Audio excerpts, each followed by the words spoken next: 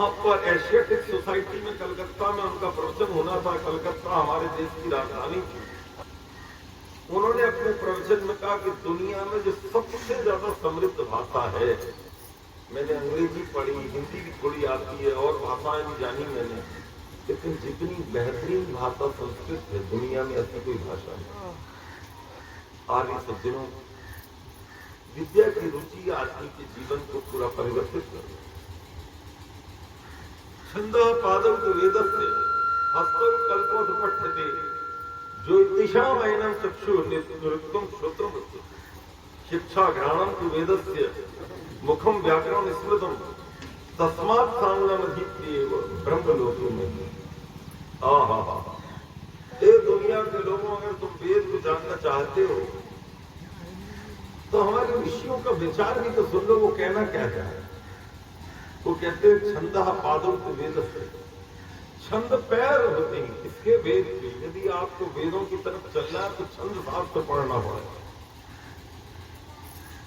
अगर आपने छंद शास्त्र नहीं पढ़ा तो वेदों की ओर कैसे चले।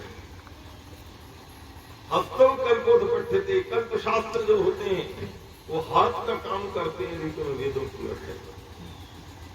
और ज्योतिषामयनं चक्षुः निरुक्तं श्रुतं, जो ज्योतिष शास्त्र है ये आंखों का काम करता है। निरुक्तं श्रोत्रम उच्यते, ये जो हमारे दोनों कान हैं ये निरुक्त ये काम करता है। यदि आपने निरुक्त नहीं पढ़ा तो आपकी श्रवण शक्ति जैसे कमजोरी रह जाए।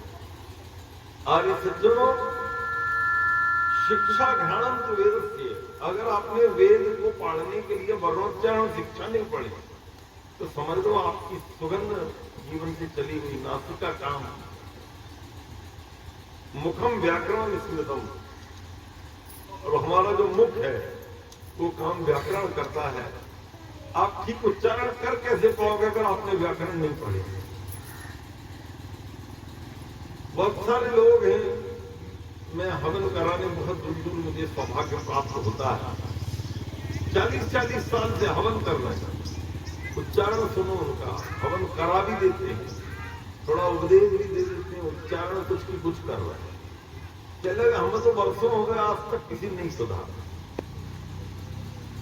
आपके राजस्थान जहां से लगा हुआ है आगरा के पास धौलपुर, वहां पर एक मनिया नाम की जगह है। मनिया में एक सज्जन रहते थे, उनको पीले कपड़े धारण करने की इच्छा हुई। किसी ने मेरा नाम बता दिया तो मुझे उन्होंने कहा कि आप हमारे यज्ञ कराने आ जाए। वेद पाठ हम पूरा, उनके दूर दूर से रिश्तेदार आए, पूरा पारण यज्ञ उन्होंने। मैं चला गया, भजनोपदेशक आ गए, कई लोग ऐसे लाल कपड़े वाले भी आ गए, और वहां पर एक माता जी जो थी वो गुरुकुल की पड़ी हुई थी, वो भी आई है। कहने लगी भाई साहब आप ब्रह्मा हो या चिकित्सक, मैं भी थोड़ा वेद पाठ कर लूंगी। मैंने कहा कर लो दीदी, आप भी बता दो कैसा आता है। तो करें तो पूरा गलत करें वो। तो मैंने कहा कि दीदी आप तो अशुद्ध पढ़ रहे हो, मेरे कमरे में आ जाना। सत्संग खत्म हुआ, मैंने उनको बुलाया, मैंने कहा दीदी आप जो वेद पाठ कर रही थी इसमें इतनी गलतियां हैं। कहने लगी मेरी पूरी जिंदगी गुजर गई, मैं कई ब्रह्मा लोगों के साथ रही, पूरा की पूरा वेद मैंने पढ़ लिया, मुझे आज तक कोई नहीं बोला कि आपकी गलती है। मैंने कहा जिनको आपने ब्रह्मा बनाया तो है कौन ब्रह्मा, उनको खुद को कुछ मालूम है किस बात के ब्रह्मा बन रहे हो आप? एक ही सीधी संस्कृत की पता नहीं आ रहा तो ब्रह्मा बने घूम रहे हो।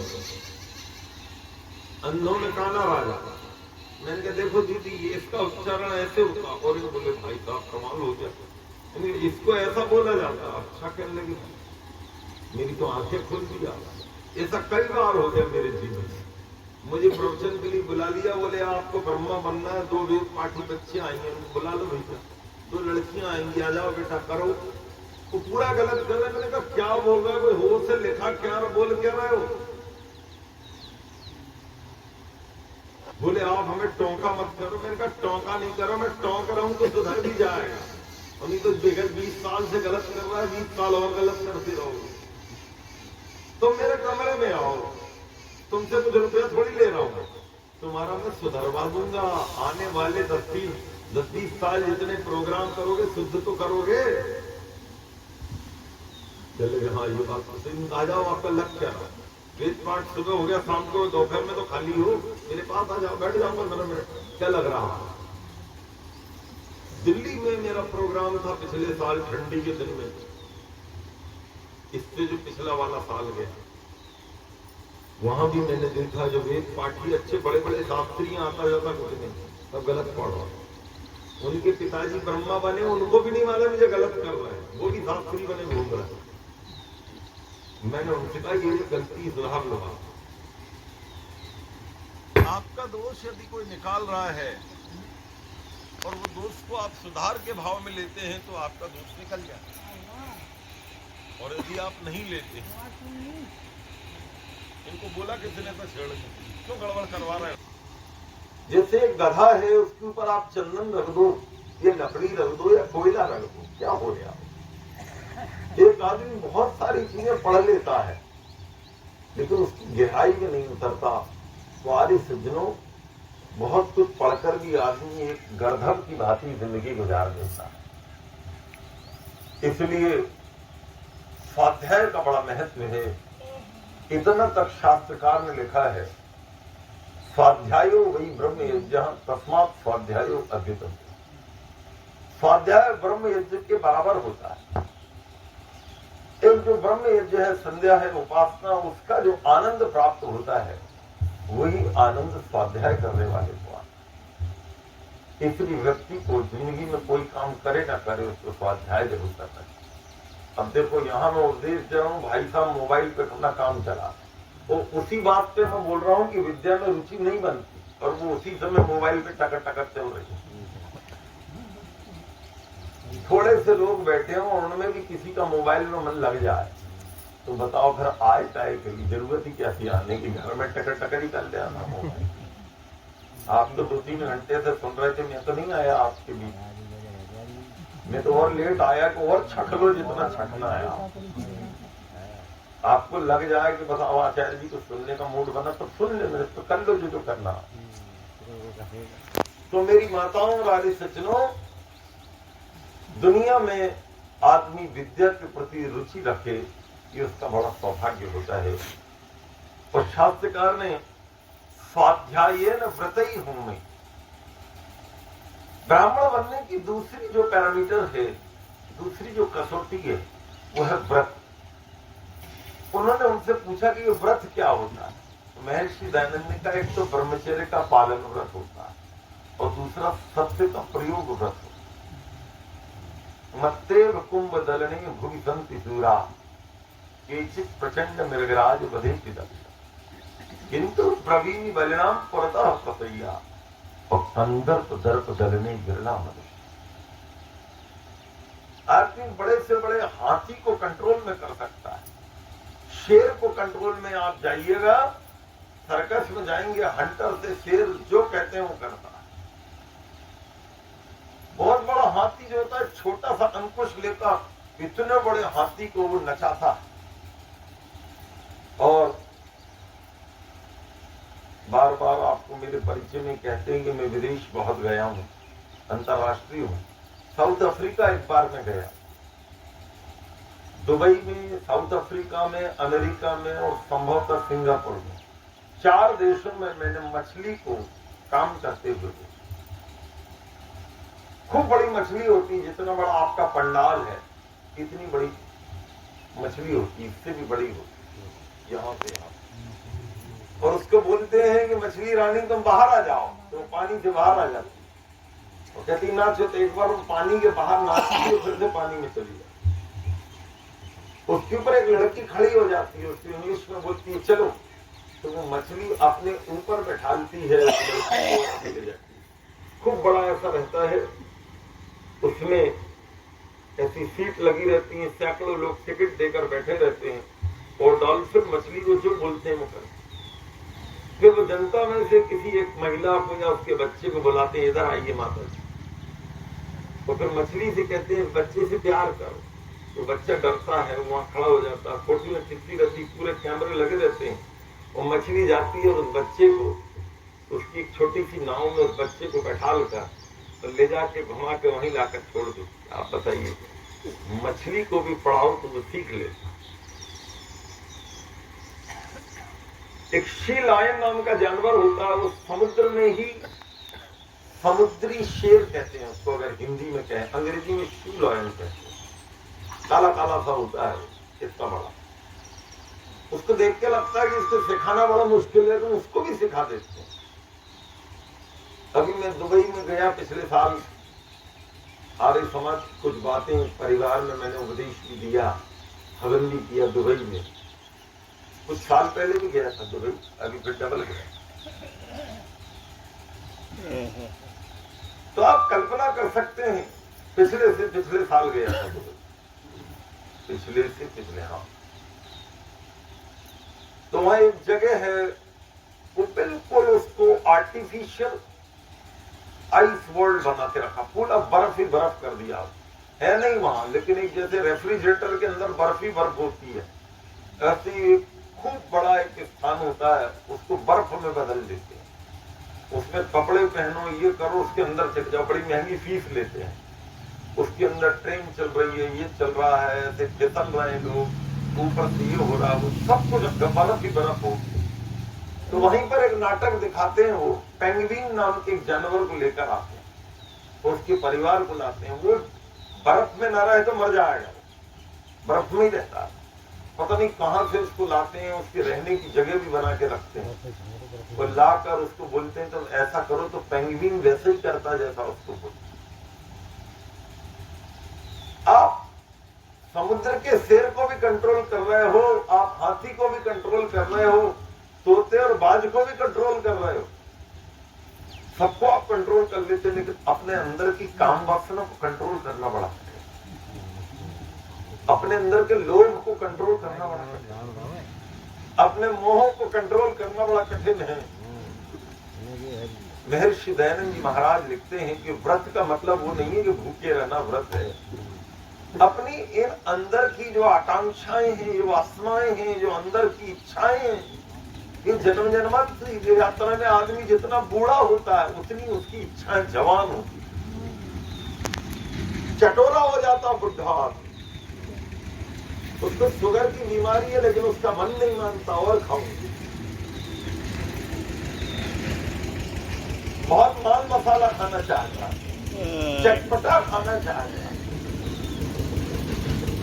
पैसे के प्रति इतनी लालच उसके मन में भर जाती है। बूढ़ा है, मरने वाला है, लेकिन फिर भी सोचता और इकट्ठा कर लूं और इकट्ठा। अब जाने वाला फिर भी इकट्ठा कर रहा भले आदमी, अब तो कहानी खत्म हो गई। तो यदि आप सच्चा व्रत करना चाहते हो, आचार्य दयानंद कहते हैं कि ब्रह्मचर्य का पालन है, अपनी इंद्रियों पे नियंत्रण है, सत्य का प्रयोग है, ये एक्चुअल में व्रत है। श्रद्धामयी माताओं और आर्य सज्जनों, एक आदमी जितना ज्यादा सत्य का प्रयोग करता है, उसकी जीवनचर्या से पता लगता है कि सत्य से भरा हुआ है। सत्यमेव ईश्वरो लोके, सत्य ही दुनिया में ईश्वर का काम करता है। अगर आपके जीवन में सत्य नहीं है तो आपके व्रत कोई काम के नहीं। आदि सज्जनों, आप प्रयास ये करें कि जब भी कभी आपके जीवन में थोड़ा सा असत्य का आक्रमण होने लगे तो आप उसको तौल लिया करें कि मेरे से गलती हो रही है और मैं कहीं ना कहीं असत्य की ओर जा रहा हूं। सत्य धर्म समाश्रिता, दुनिया में जितने भी धर्म हैं वो सत्य पर आश्रित होते हैं। और जीवन में सत्य आपने छोड़ दिया तो समझ लो धर्म ही छूट गया।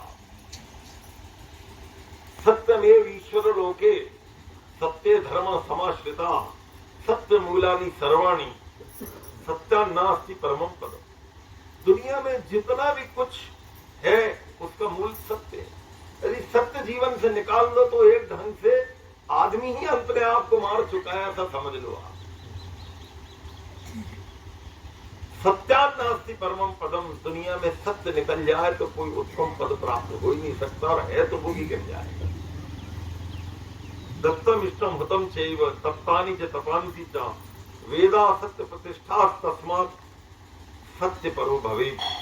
अगर कोई दुनिया में सत्य का पालन करता है, समझ लीजिए उसका दिया हुआ, उसका हवन किया हुआ, उसका चिंतन, उसका मनन, उसके तप, उसकी तपस्याएं, उसके जीवन के जितने भी उत्तम काम हैं, ये संसार के लोगों वो सब सत्य पर आधारित होते हैं।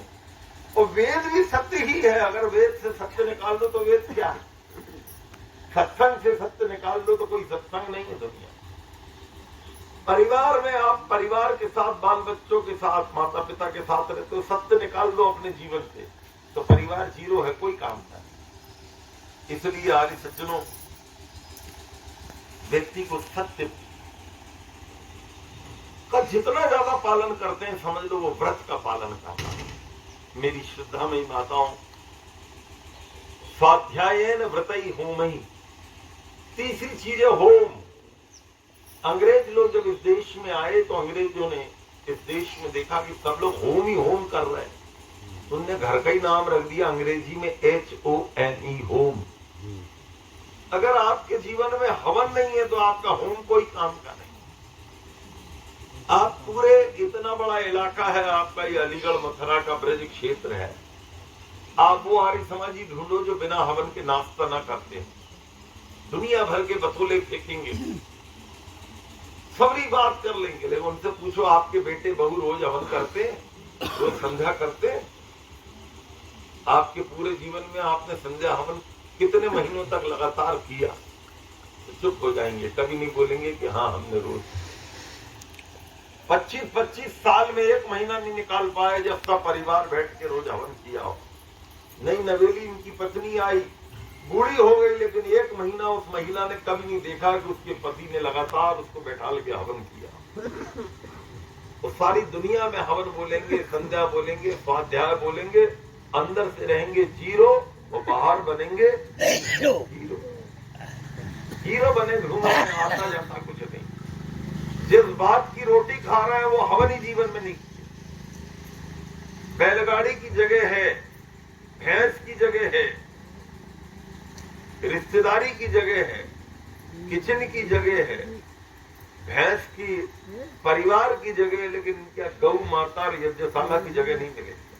हवन भी करेंगे, एक दो जगह में गया जहां से जूते चप्पल पहन के निकलते वहीं हवन कर ले। उसके लिए कभी घर में यज्ञशाला नहीं बनाइए।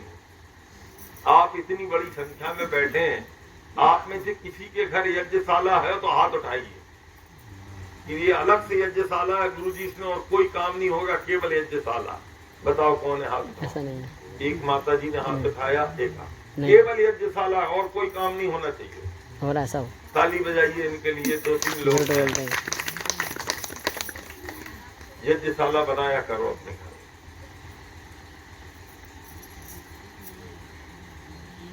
अगर आपने यज्ञशाला घर में बनाई है, मतलब आप इसके प्रति गहरी निष्ठा से भरे हुए। और अगर आपने यज्ञशाला नहीं बनाई है तो आपकी निष्ठा में बहुत अंतर है। संध्या जैसे पौराणिक भाइयों का पूजा वाला कमरा होता है। मेरा परिवार तो पौराणिक, मेरी जो माता जी, पिताजी, दादा दादी, नाना नानी सब, मैं बच्चा था मैंने देखा पूजा वाला कमरा अलग। शंकर जी का अभिषेक हो रहा, गणेश जी की पूजन हो रही है, उस कमरे में और कुछ नहीं होगा, केवल पूजा हो।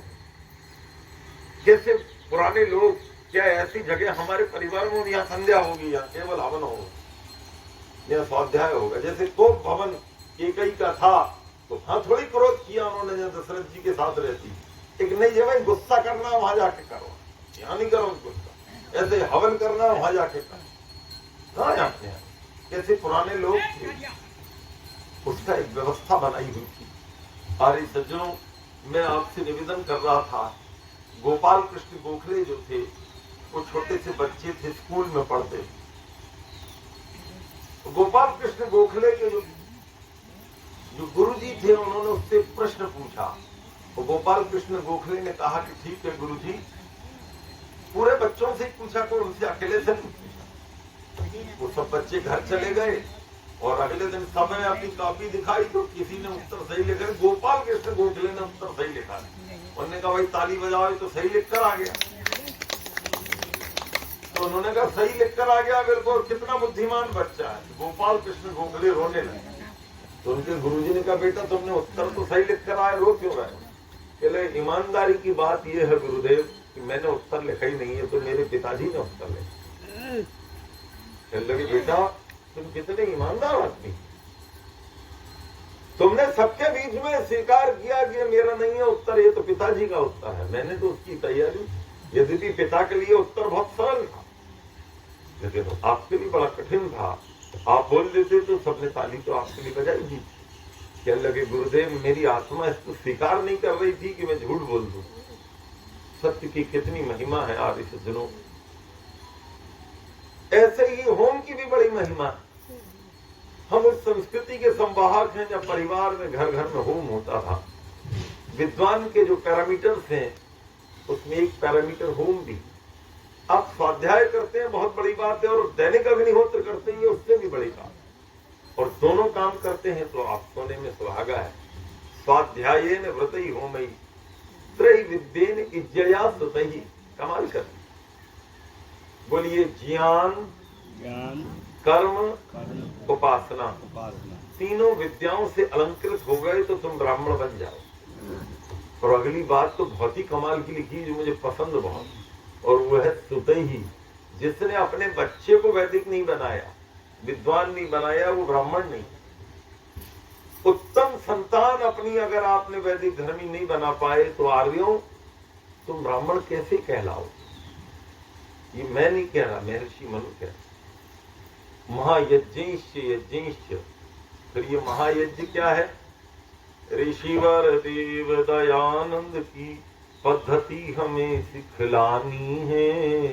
5 महायज्ञों की महिमा घर घर में पहुंचानी। 5 यज्ञ जिसके घर में हो रहा है समझ लो ब्राह्मण बन रहा है ये व्यक्ति। अगर आपको ब्राह्मण बनना है तो 5 यज्ञ घर में नियमित शुरू कर दो। बलि वैष्णोदेव यज्ञ बड़ी मुश्किल से आहुति देते हैं, नियम से तो 16 भाग निकलने चाहिए। चिड़िया का, गाय का और अपने कुत्ते का, किसी गरीब व्यक्ति का, चंडाल का, सब लिखा है 16 भाग। अभी मैं कहां पर एक कार्यक्रम कर रहा था तो उन्होंने पूरे 16 भाग निकाले। उनकी अंकुल की डेथ हो गई और संयोग से मैं वहीं था, मिर्जापुर के पास चुनार नाम की जगह है। उस इलाके में मेरा एक प्रोग्राम था 8-10 दिन पहले। तो उन्होंने कहा आचार्य जी आप आई गए हैं तो वो शांति यज्ञ में चलो। तो मैंने कहा देखो इस भ्रांति में मत रहना कि 16 भाग जो निकल रहे हैं वो आपके पिताजी को मिलेंगे। 16 भाग तो रोज निकालने का है, अग्नि में आहुति रोज देने का, बलि वैष्णोदेव यज्ञ है। और पिताजी को इससे कोई लेना, पिताजी की तो आत्मा गई, अगला जन्म उनका सेट हो गया। लेकिन ये 16 भाग जो है प्रत्येक गृहस्थी को निकालना चाहिए। पूर्व के, उत्तर के, पश्चिम के, दक्षिण के, चारों दिशाओं को सब लिखा हुआ, उनके मंत्र लिखे हैं। तो आर्य सज्जनों, आप यदि यज्ञ का अनुष्ठान करते हैं, 5 महायज्ञ करते हैं तो आप ब्राह्मण हैं। भगवान की ऐसी कृपा हो कि हम सच्चे ब्राह्मण बने। आपने जो समय की कल्पना की थी वो यहाँ पूरा होता है। ओम शांति ही शांति।